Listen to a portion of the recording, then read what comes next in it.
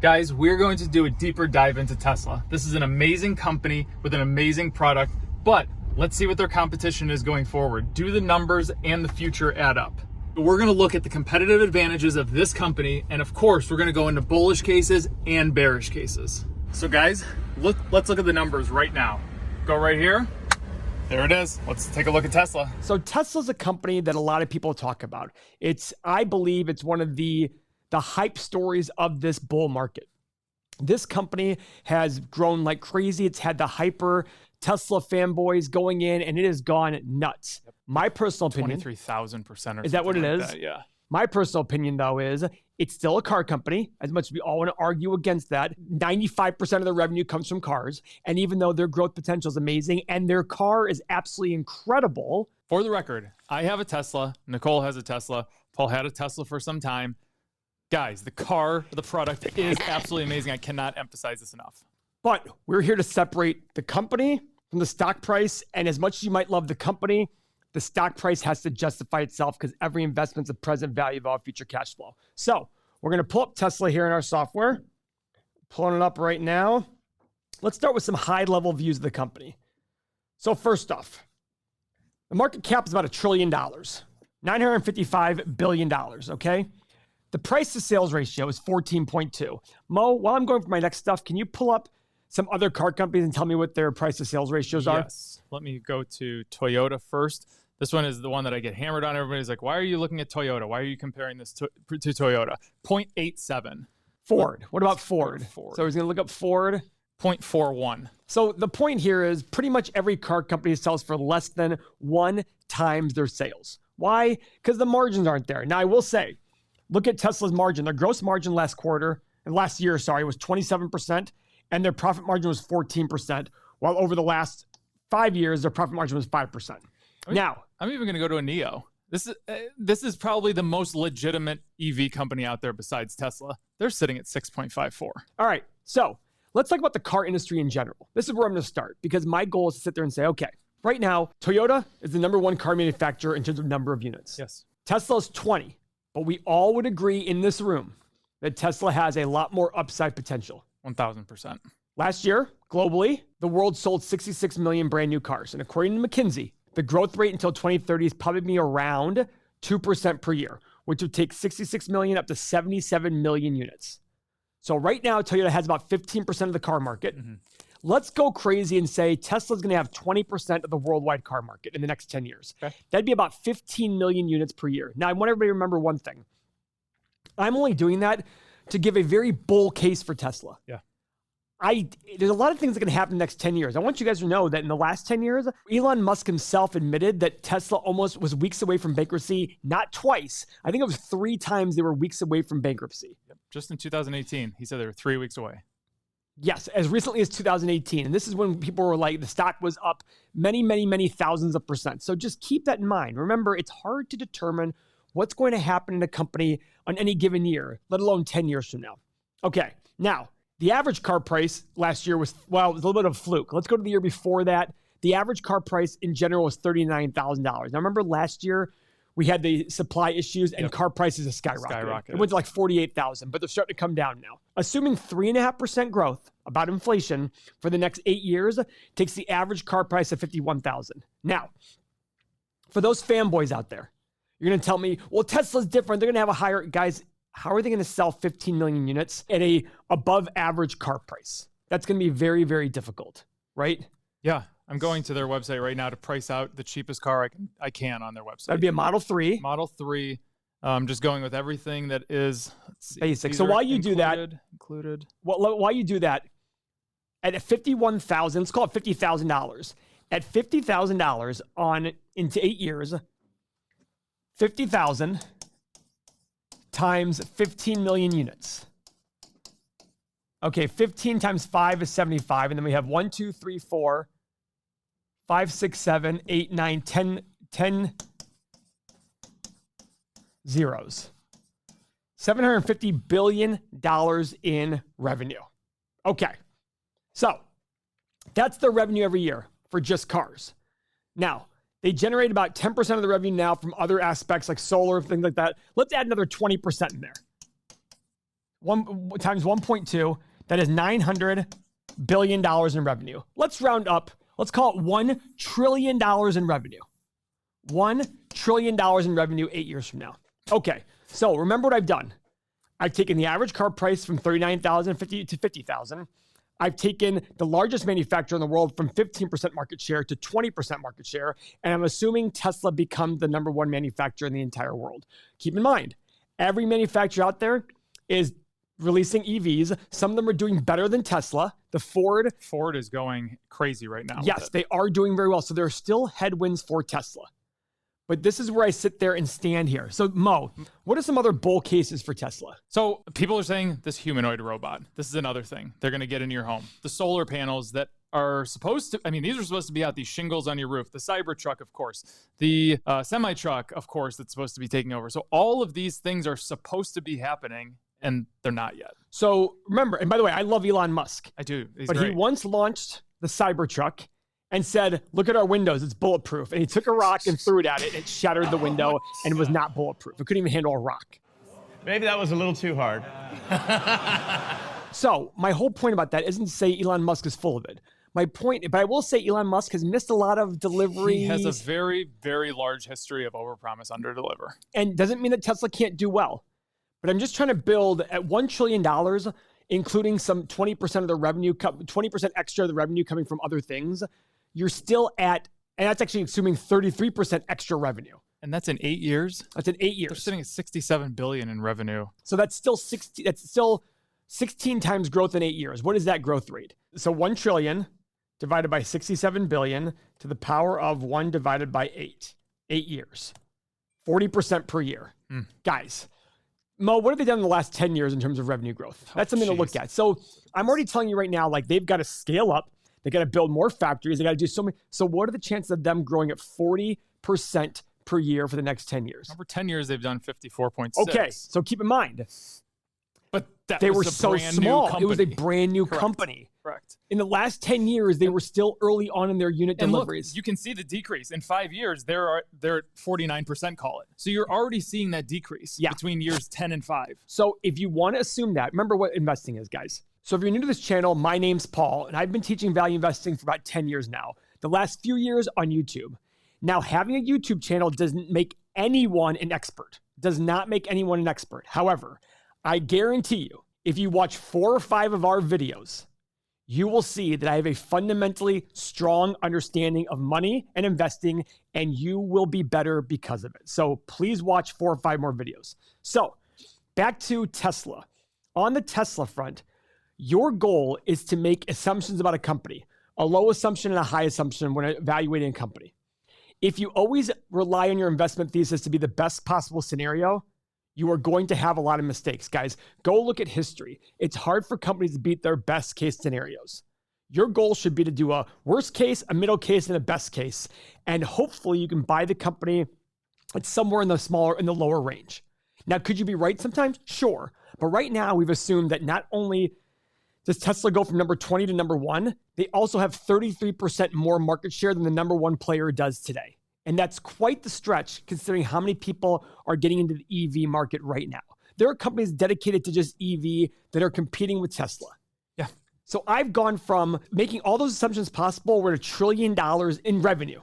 Now, based on historical numbers and based on where car companies are selling for today, that values the company in 8 years at between $500 billion and $1 trillion. And look where it's at today. It's at $1 trillion today. Now, I know you're probably sitting there saying, oh, Paul, Tesla's different. Okay. Yes, they could have more profit margin, but you're going to base the profit margin. Even Elon Musk has said our gross margin and our profit margin is not sustainable. We've gotten away with it because of the big demand in the last year for cars and us bumping the prices up. And their government credits are decreasing. Yeah, they're decreasing greatly. Now they'll maybe get a little bump from that bill that just came out with the EV stuff. But again, every other company has the big advantage of $7,500 credits per car. They don't. Right. I think they have $1,250 per car or something now. Okay, and it's decreasing. We'll show the 10K. Yeah. So they have $1 trillion in revenue, and let's say they're able to kill it, and they're double every other car company, and they generate 12% to the bottom line in profit. That's $120 billion. Now let's say you assign 20 times profit to that. That makes it a $2.4 trillion company. That means in the next 8 years, which by the way, 20 is still high for any company that does $1 trillion. No company in the world does $1 trillion in revenue right now. 120 times 2.4 trillion. It's at $1 trillion today. So it's going to grow. The money's going to grow by 2.5 times over the next 8 years. So what does that equal? That is an annualized return of 12% per year. Assuming they go from number 20 to number 1, and assuming they have 33% more market share than every other company, than the number 1 company in the world right now, which is Toyota in terms of number of units. And they're going to have double the profit margin bottom line to every other car company out there. Going back to your comment about revenue, Amazon has not even $500 billion in revenue, and they literally sell everything in the world. I mean, it's just a tough go of it. Yeah. So let's talk about some other things that we found in the annual report. So in our software, we have the annual report right here. I go right to the 10K and I click on this one was the amendment. So I'm gonna go to the one below that. So there's a revenue part right here. I knew this existed. So this is their revenue by year, 2019, 20, and 21. Automotive sales, 19.4, 24.6, 44. Automotive regulatory credits, 594, 1.58, 1.5. So it's decreasing, not by much. Automotive leasing has increased for sure. Their energy generation and storage segment revenue, which includes solar, 1.5, 1.99, 2.8. So that's growing very steadily and very fast. But look at this, guys. 2020, 2021, these are big revenue jump numbers. I get that. It is awesome. But think about it this way. Is it possible for a $60 billion revenue business to grow at 40% a year for 8 years? It is possible. Is it probable? That's my question to all investors. Is it probable? There are value investors out there that I disagree with all the time. I'm like, well, I think you're being too aggressive. Or they might say to them, Paul, I think you're being too aggressive. It's all about how you assess the situation. But I went and made Tesla from number 20 to number 1.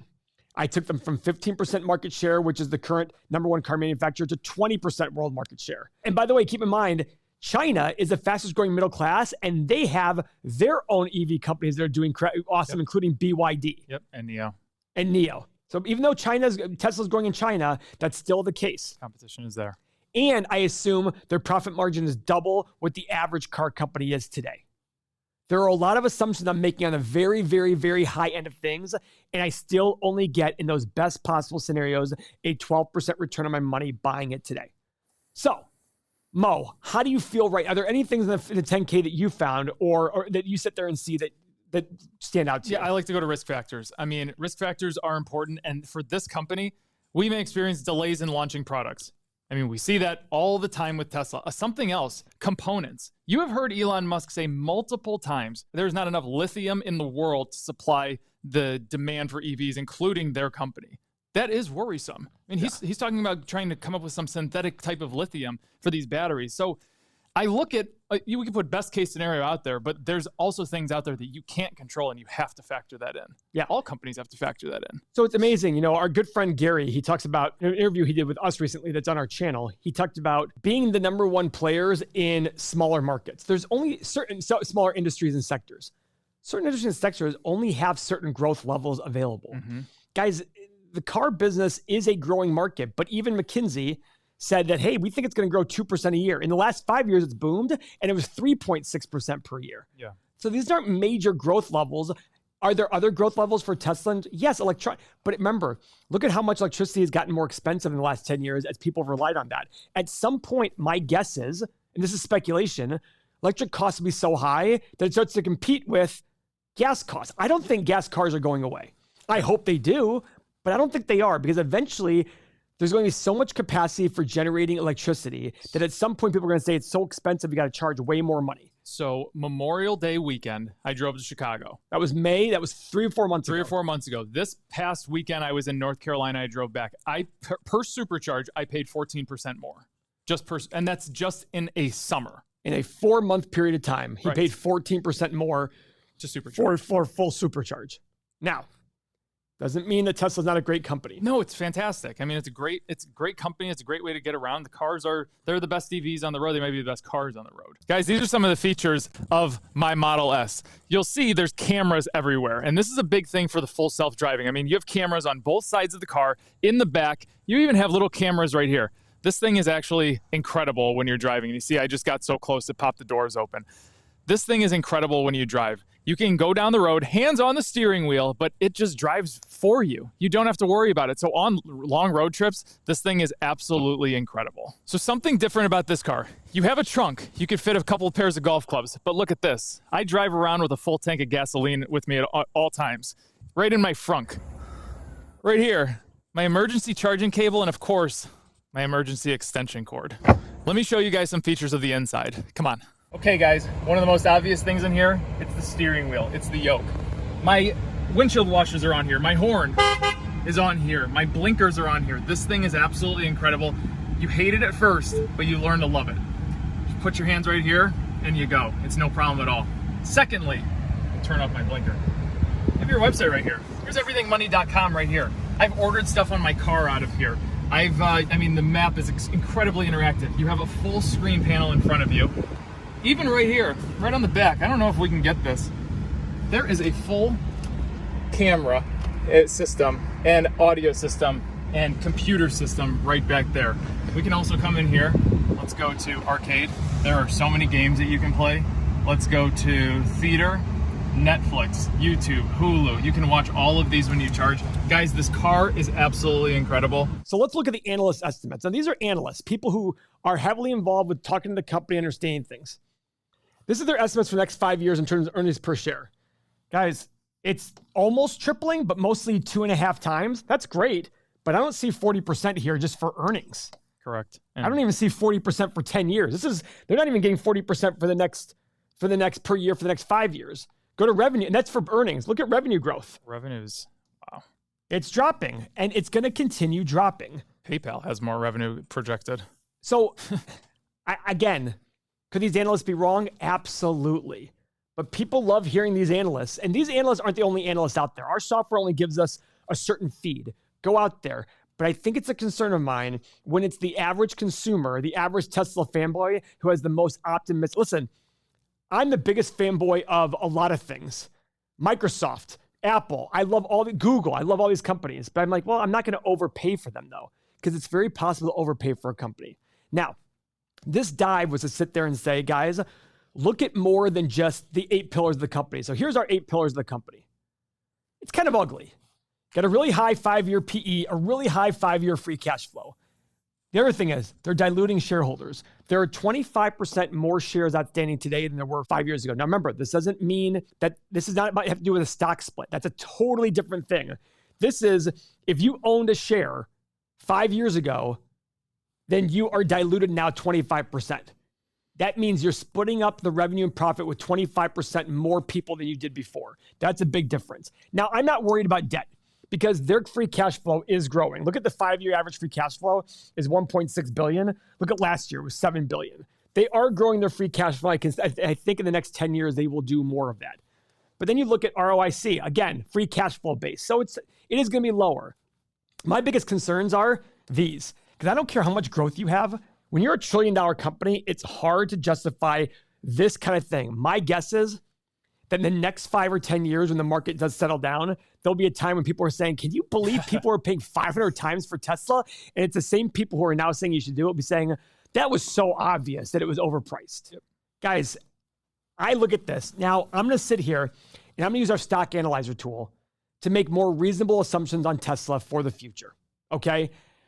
It's going to be conservative, but I'm also going to be conservative on the low side and a bit more aggressive on the high side, but still realistic. I don't think it's realistic to think that Tesla will be the #1 car manufacturer in the world in 8 years. And also increase the market share of that #1 position by 33%. That's a little too aggressive. So I'm going to change my years of analysis to 8 years. Now, revenue growth. I'm going to go 15, 22.5, and 30%. At 30% revenue growth for 8 years, that still takes the company to $550 billion in revenue. Still a major, major player, which would still be a massively successful business. Now, profit margin. 10 years was 3%, 5 years is 5, 1 year is 14. So I'm going to do 4%, 8%, and 12%. I still think 12 is very high, but I'm still going to do that just to show that Tesla can still do it. Remember one thing, guys, as there's more competition, margins shrink. So that's why even this 12% is very aggressive. Free cash flow margin.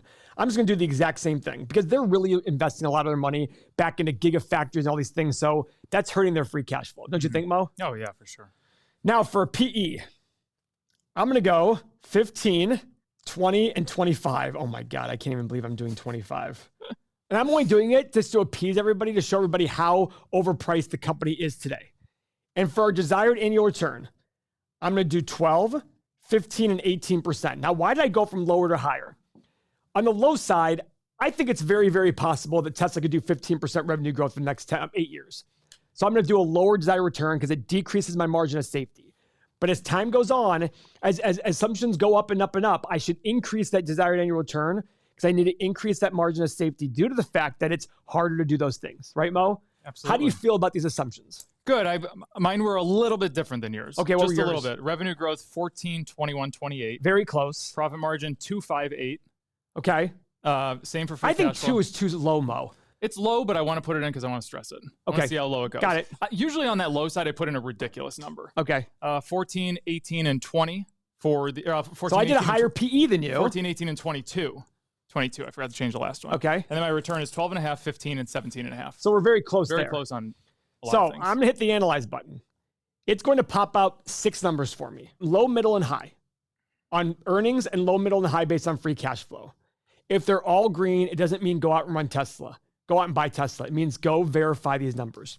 We did a deeper dive than we usually do, but it's still at the deepest dive. However, I believe if you do this, you probably have enough information to sit there and say, is it overpriced or underpriced? Yeah. At this point, I'm whatever number comes out here, I'm comfortable saying, yeah, this is really close to the number that I want. Right. And if it's all green, I'm sitting there saying, okay, let me go do a little bit more to see what's their cost structure. Because I want to know, my biggest concern here is these profit margin levels. Yeah. I need to understand these profit margin levels because it's been all over the board for car companies, and that concerns me. So I hit the analyze key. So does Mo. Let's see. Guys, worst case, lowest, I have $21. Highest, $155, which is still half the price of today. Middle price of $70. So it's still a big drop from today. Mo, what did you have? I'm over here at $9 to about $87. So everybody's going to sit there and you're either going to go, man, these numbers, I can't believe that. Like, that was so rational. Or you might sit there and say, these guys are idiots. They don't get it. I'm sorry. I just look at it saying, guys, every investment is the present value of all future cash flow. Yeah. That's it. It's going to grow. It's going to generate cash flow. It's going to be returned to investors in some shape or form. This is where we stand. With this video, I really need you to watch the next video, which is based on our margin of safety, so we can explain that in further detail. Thank you very much, and look out for more future deep dives. The recent 12-year bull market has had very, very few interruptions. The biggest one was the pandemic. As a person who's considered to be a perma-bear, which is somebody who always thinks negative about the market,